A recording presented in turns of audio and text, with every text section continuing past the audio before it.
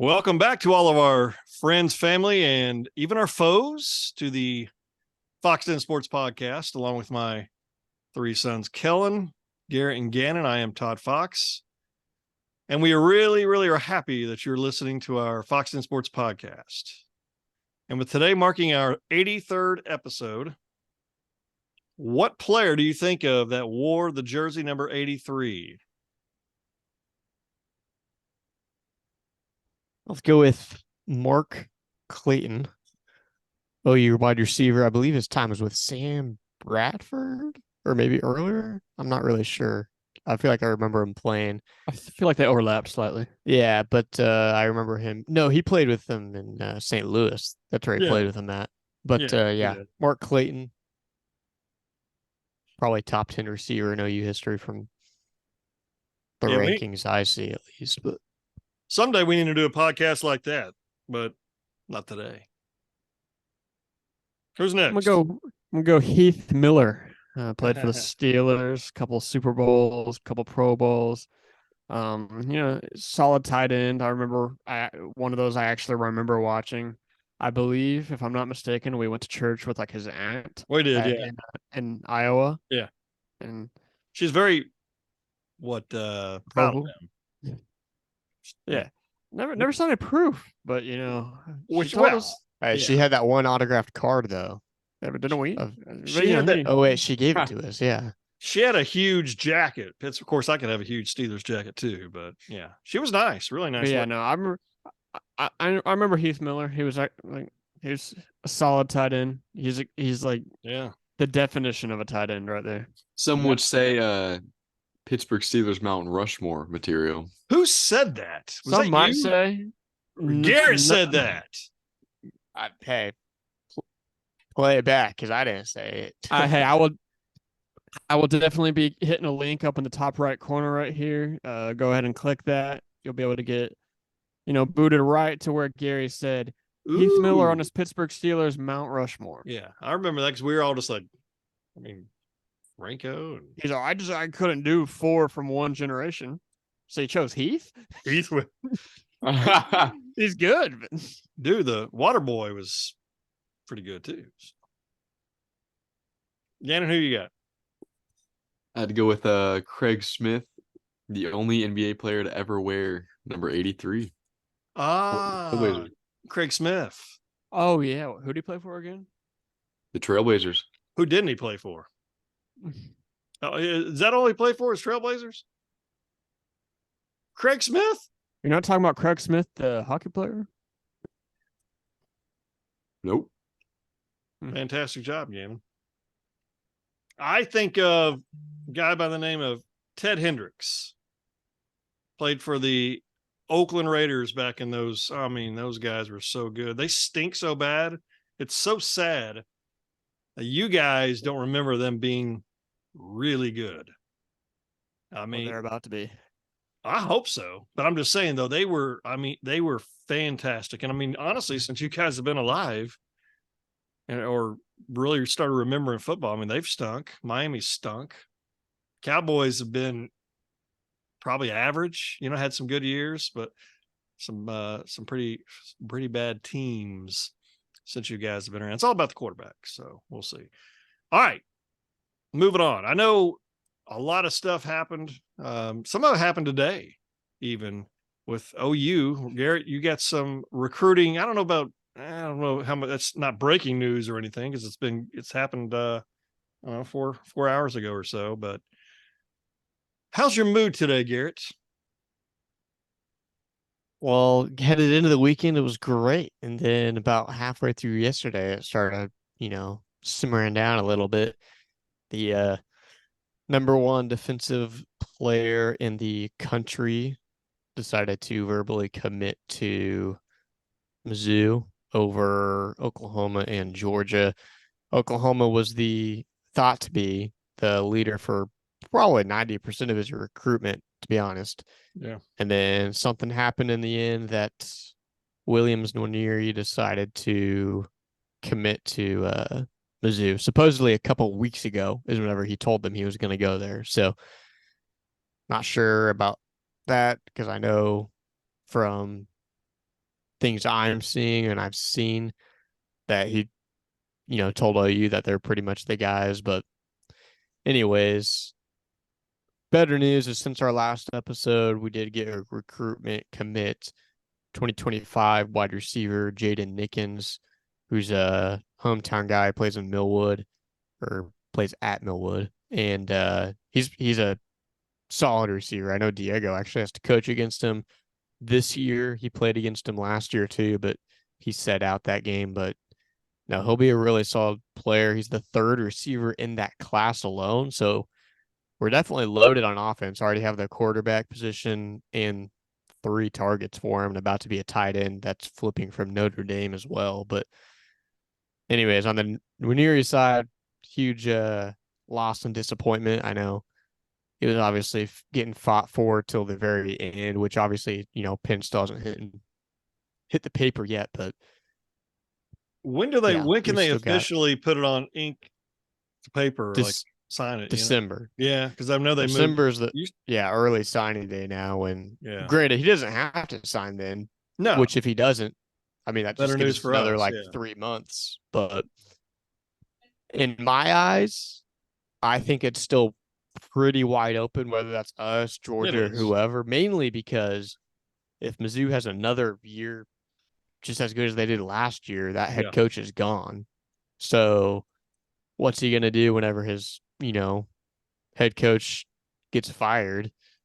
Now he has to build a new relationship or whatever. But yeah. Well, here's my thoughts. I know, and you guys all hear me say it all the time, until he's actually signed, free game. I mean, we've seen players both say they're going to OU and they don't, and then vice versa. I mean, Peyton Bowen last year, it happens all the time. So I'm not concerned about that. The kind of concern I have, hypothetically, if he does go to Missouri, is OU lost out to 2 SEC schools. These are some teams that he's going to be playing against. So there's no way of knowing. He could say, hey, Georgia was second just to make OU maybe, maybe not that they would, but maybe not try to push hard, if they knew that, hey, they were in the second place. I don't know. Who knows? Somebody may have told him just to say that. Or maybe he wanted to say that just in case he does play this upcoming year, does really well. And to your point, the coach gets let go, and then Georgia, why would you not want to go to Georgia either? You know what I mean? So I don't know for sure. And I'm obviously none of us do, but the concerning piece to me is losing it to 2 SEC schools. Now, granted, he lives in, is it St. Louis? Yeah. Yeah. He lives in St. Louis. So Missouri, I mean, really? He's getting a good NIL deal from what it sounds like. And do you want to go into what you were saying, that they get paid pretty quick? Is that right? Yeah, obviously we don't know the numbers, but the only really difference I believe is that he can start getting paid next month rather than waiting until he signs his letter of intent or, steps on campus. So somebody asked him how big of a factor that played. He said it played a little bit, but it wasn't the main decider. But also, a lot of fans are saying, oh, he just fleeced Mizzou because he can start getting money from him next month and then decide to go somewhere else later on. Could he do that? Really? Even though they paid? He could. I don't know. I would imagine you have to give that money back if he did do that, but I have no idea. But who knows? Yeah, no. I mean, because of that rule that Missouri has, I can definitely see some of these states, changing some bills and to follow that policy, so that way they can keep some in-state guys a lot easier. Sure. Gannon, Kellen, what are your guys' thoughts as far as recruits and announcements and all that? What are your thoughts? Any thoughts that you think of? Sometimes I wish I wish the announcements would just wait till it was literally done. You sign a paper as you announce it, because I get tired of I've seen on Twitter so many people flipping where they're committing this week. Right. None of it's relevant to us, but just all these flips. Part of me, I kind of like the idea of being able to get paid from an in-state school quicker. Yeah. If there's consequences for like leaving after that, but like I think there's something nice about like really bringing in those in-state players. Now, granted, yeah, a lot of Georgia has a lot of good players out here in high school. A lot of athletes out here, but like I think it would help entice people to kind of stay in their state, play for the local team. Now, granted, there'd be a lot of players we probably missed out on over the years. If this sure. if all of this stuff had been around this whole time, but I don't know. We'll see. I don't see him sticking with Missouri. I think worst case he's there for a year and he goes somewhere else to shine. I think Mizzou's never going to be anything. I've never known him to be anything. I've never even heard of a Mizzou fan until today on Twitter. They're OSU fans on steroids, except at least OSU has been relevant. Yeah, exactly. I've never heard of people rooting for Mizzou until today. Can't spell Mizzou without OU, I also realized. But they, I think out of all the teams he was looking at, OU made the most sense. On one hand, Georgia, he'd probably go win a championship or two. Yeah. But you wouldn't see him. You would see him. He's still going to be relevant, but he's going to have a stacked team around him. On OU, he'd stand out a little more, but he'd still get that spotlight. Still be relevant, but you'd see him carrying a team a little more. And I mean, Venables is built for defense. It's not like he's going to go play for Lincoln Riley or something. Like, right. We'll see. It's disappointing, but like you can't get hung up on one player as much as I wanted him. And also, like it's his life. People that are gonna hate him now, like, who cares? He's just for all we know, maybe he wanted to play for a team that's closer to his family. Like he's just a couple hours away. Right. Like I don't know. It's crazy, but and like you said, until a pen hits the paper, until they're on the practice field, it's hard. And even then, you see people like Caleb Williams, like it's hard to even hold on. It's hard to even like love a guy that much because you're like, he could transfer after the end of the season, just for the heck of it. No, I don't disagree at all. Yeah, going back to the point of choosing hypothetically like Georgia over Oklahoma and stuff, I think the big difference is you go to Georgia, you pretty much know you're going to get developed well, but you're just going to be another piece in a very good defense. At Oklahoma, that defense can be built around you and you can be kind of the cornerstone or known as the cornerstone, especially making that transition into the SEC. But I mean, it does suck that we lost out on them. It did help that over the last couple of days, it looked like we weren't going to get him, because if it would have been something where we still were highly expected to get him, then it would have been a shock. But no, I think I trust our coaching staff to kind of keep going at him and then kind of give one more maybe offer to him or whatever you want to say about it, because we obviously didn't give up about, like you mentioned, Peyton Bowen until that thing literally, because he literally signed the letter of intent for Oregon, sent it in, but they filled it out incorrectly. And because we were still, fighting for him, we got his commit and letter of intent, and now he's probably going to be an amazing player for us. But on the other hand, Missouri's had more draft picks on the defensive line than Oklahoma has in the last decade. Which is only 3, but we've only had 2. So, how many has Venables had? Anybody? Well, that's what I was going to say. The main thing is that we had Stoops and Lincoln for majority of that. Now, if you go Brent Venables, I'd have to look up that stat, but he's got plenty. Shaq Lawson comes to mind. Well, that's just one, but I mean, he's got plenty of defensive linemen in the NFL right now, and I think it's just we have to patiently wait until that kind of culture comes to OU, to where we are getting those defensive linemen finally drafted and defensive players, and then also, I mean, offensive too, because that's not going to stop. But no, I think it's just going to be a patient, slow roller coaster, but at the same time, you can't be that slow headed into the SEC, because all it takes is just that one bad first year and these recruits are going to start raising some eyebrows at the legitimacy of our coaching staff. So really quick, here's Carlos Watkins, a defensive tackle with the Cardinals. Albert Huggins, defensive tackle with the Falcons. Grady Jarrett, defensive tackle with the Falcons as well. Which Grady Jarrett is one of the best in the NFL. Shaq Lawson, Deshaun Williams. Solid. There's 5 guys right there. Nose tackle, DJ Reader. Defensive end, Miles Murphy. So there's 7 so far that I've read off for sure that were under Brent Venables, and a couple of other defensive ends, Austin Bryant for the 49ers and Cleveland Farrell. So and another one, KJ Henry. So he's had 10. Yeah. 57 total defensive players since 2000. And that's the thing, is that as long as they got to win this year, which I have confidence, I believe they're going to, and we could talk about that here in a minute about the poll. Talk about the poll that just came out. But as long as he wins football games, then he's going to have that more of an opportunity to keep building. And that's the thing, is we've talked about it on this podcast before. The schedule breaks out, in our opinion, long as, we got the right pieces in place and everybody stays healthy in key positions, because there's going to be some injuries. I look for at least 8 wins for sure. I hate to say, but I mean, that's like, to me, I'll be honest with you. Here's my question.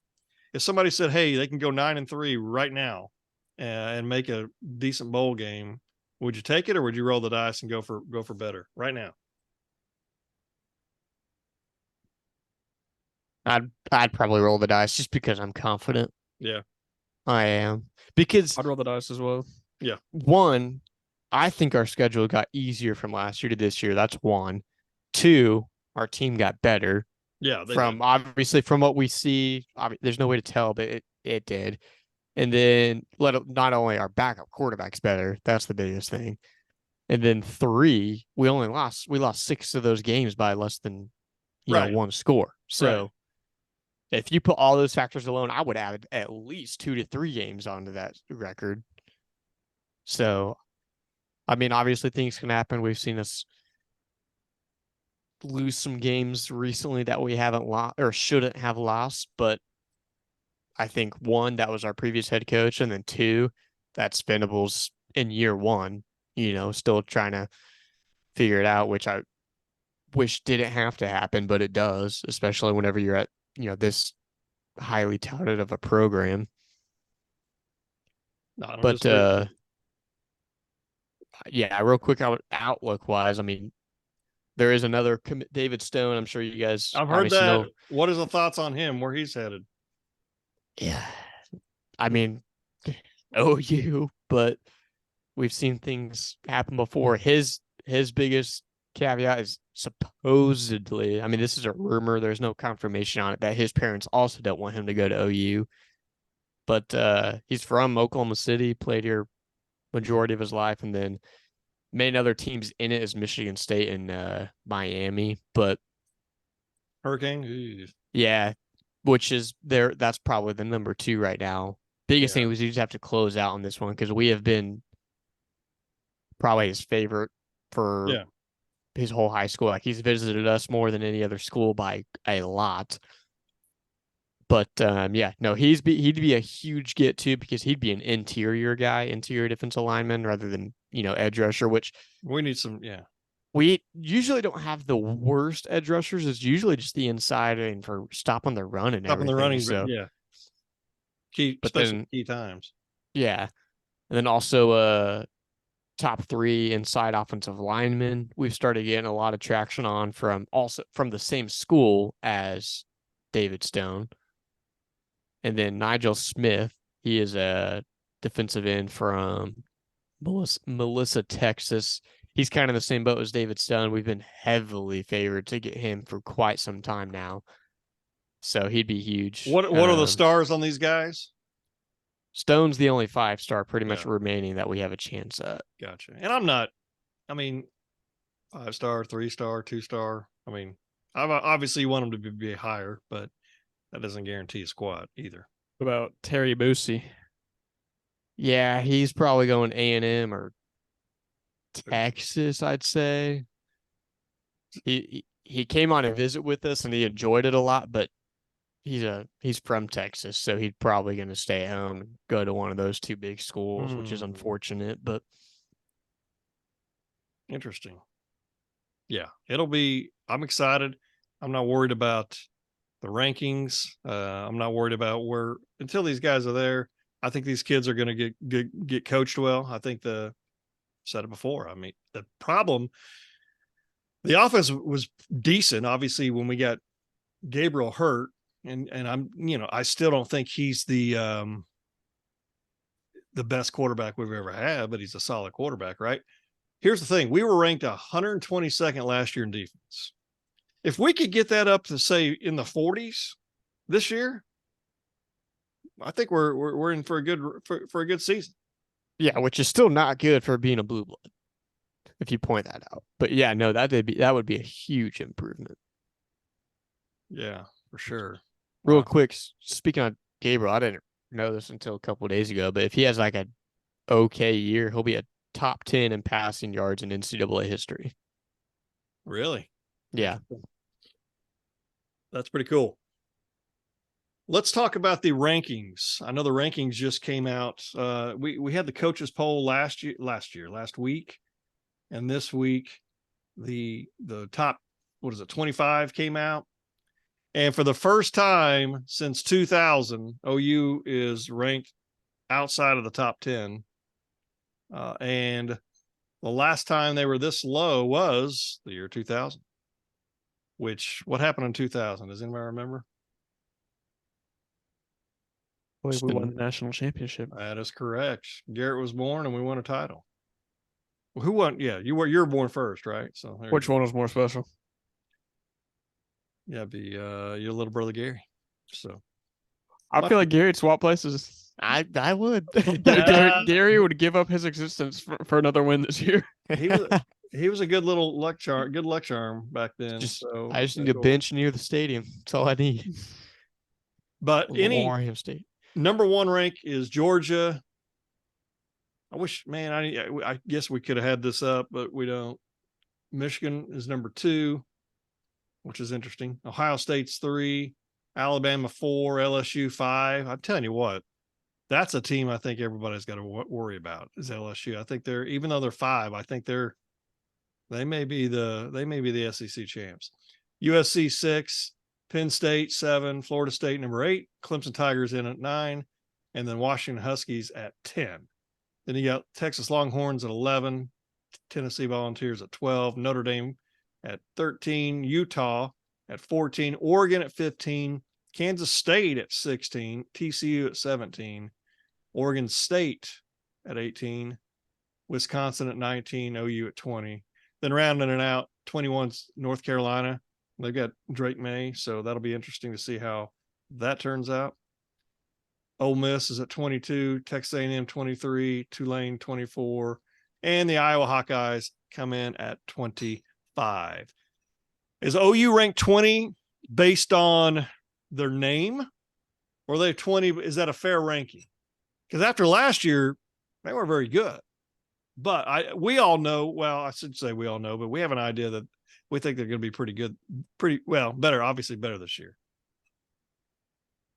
I'd still say they were top 20 last year. Like, just because we played some bad games, I think we could go out and beat all these chumps that are lower. We just had higher expectations. We had a brand new coach, but I definitely think 20 is probably a fair assessment. Yeah. Go ahead. Go. I was just gonna say I like that. I think that's a perfect spot. I mean, yeah, I do too.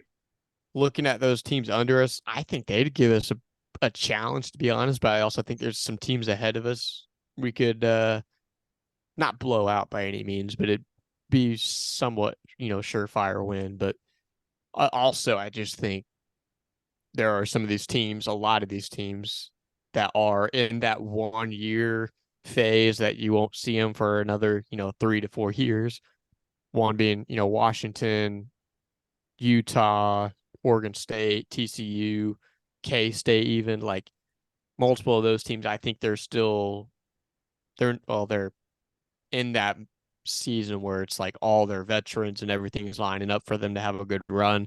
Next year, they're just going to have to completely restart. But no, I think 20 is a really good spot for us. I like it, especially because it still shows that there's nationally not a lot of high hopes for us, which is usually when we struggle the most. So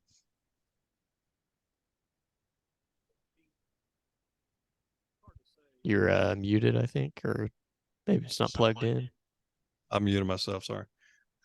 They OU. There's some teams on there. It's hard to say at this point if there's anybody overhyped or overranked because we just don't know. There's teams out there I think that are always ranked higher than they should be. That's Notre Dame's one of them, and Michigan's one of them. I think those two are always ranked higher based on their name. I think OU has had that happen in the past where they've been higher ranked and they weren't as good. Obviously, Alabama's always going to be a threat. But like I said a minute ago, the team I'm looking at is LSU. I think USC is going to be right there too. I think USC, LSU are two teams. I know we talked about last week. I think you said who would be the final four teams in the playoff. I think LSU may be one of those teams. I think LSU may be in there, and Georgia and or Alabama, obviously one of those would be out. We'll see. It'll be very fun. Brian Kelly's a good coach, and he's going to turn that program around. And we're getting ready to have to play him quite a bit here very soon. I remember we played him when he was at Cincinnati, and he was tough in both the games that we played him. Gannon, any thoughts on any of the college football? I know your mind's probably thinking, hey, I'm getting ready to go in how many days is it 10 days? Yeah, I think so. I don't know, 9. 9 days. He'll be headed to Europe, 14 countries. Is that right? Mm-hmm. That's me interesting. Very, very interesting to go to. And then you're way ahead of us on hours. So the games will be on. Yeah, I'll let you know the results ahead of time. Yeah, if you would, that way we can put a good bet down before the game. So before we find out. Let Gary down easy every time Oklahoma loses. Yeah, Garrett.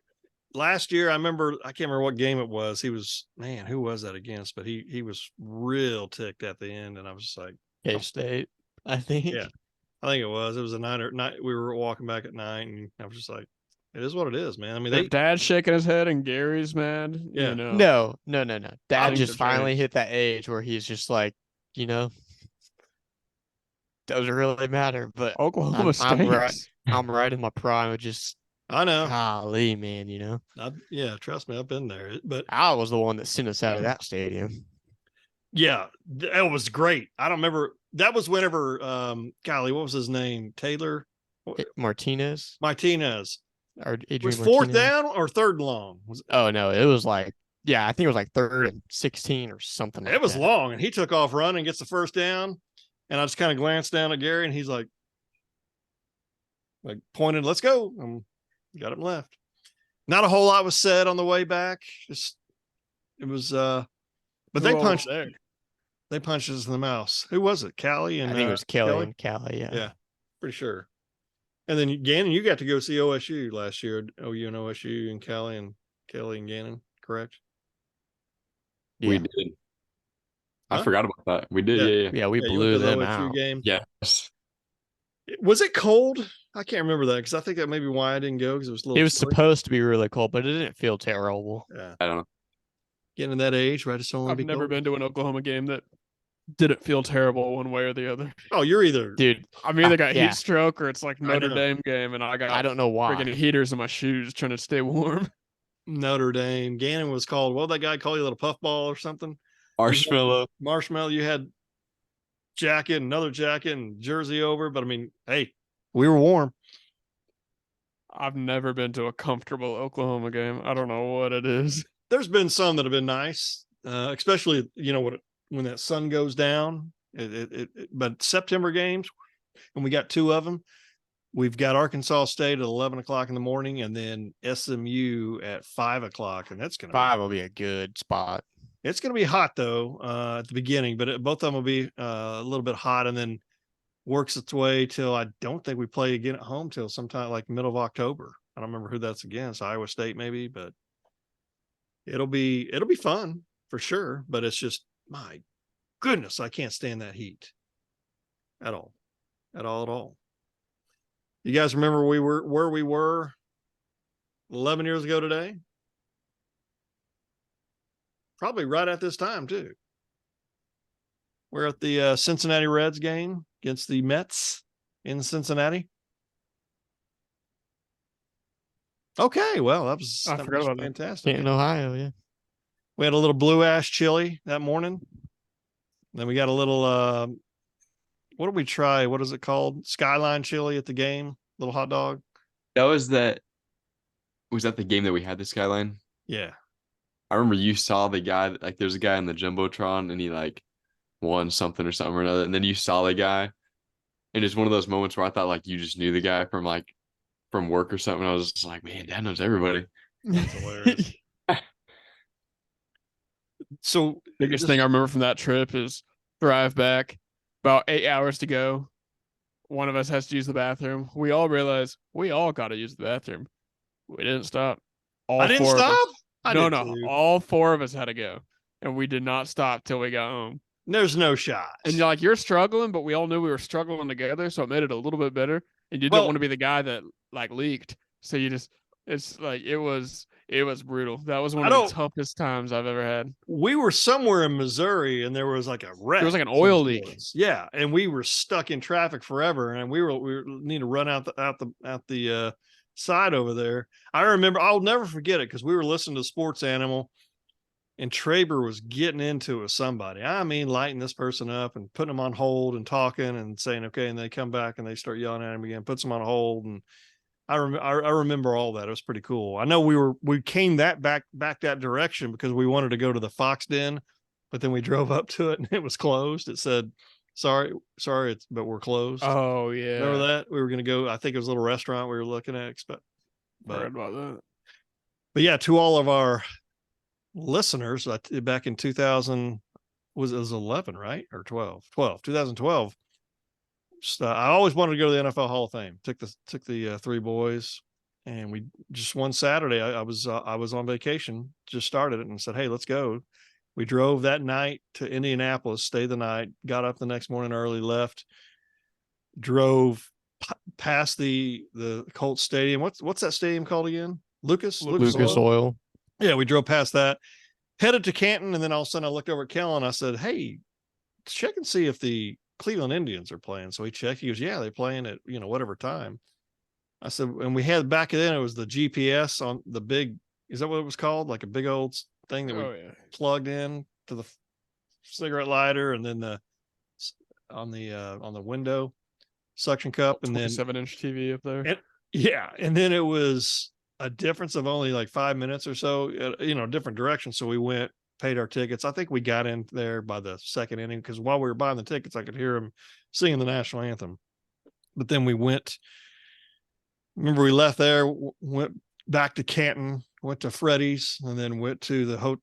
Well, we didn't. I think we went to the hotel, and then we went back to Canton. And I asked them, "Hey, how long does it take to go through this museum?" They said, "Oh, probably about 4 hours." So okay, we didn't have that much time, so we did go to the what do you call that? The field. Well, we did go to the field, but they had the little place where you buy all the merchandise, like whatever you call it. Gift shop. Yeah, gift shop.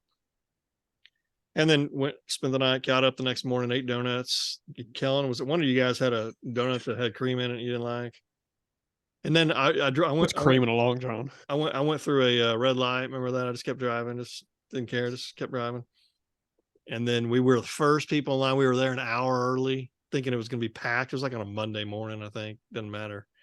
And got in, and it took us maybe 2 hours, 2.5 hours just to go through the museum. We did go on the Hall of Fame field. What was the best part of Hall of Fame Stadium? To me, it was all the bust, all the heads. That was pretty cool. That's what I was thinking. Yeah. Probably that. Yeah. Or we saw about a few Lombardi trophies. Yeah, you guys got a picture with the Lombardi trophy, yeah. Was it just the one that the Patriots won? It was the one I think that was going to be handed out that year, if I'm not mistaken. They had already been made. And we were hoping it was going to be Dallas, but it was not. I didn't know what the record was. Then I know we drove to Pittsburgh that night, watched Pirates and Dodgers, drove about in between Cincinnati and Pittsburgh, spent the night, got up, did the Cincinnati trip. It's pretty cool. You know what's crazy is we probably could have gone by St. Louis. I think they were actually playing. We could have gone by St. Louis and watched the game on the way home, but we wanted to get back, see cute little Ma and cute little C. So that was fun. That was fun. The Foxx Den would like to thank all of our listeners for spending your time listening to our podcast. I know you've got a million things to do, but you're taking time out to listen to us.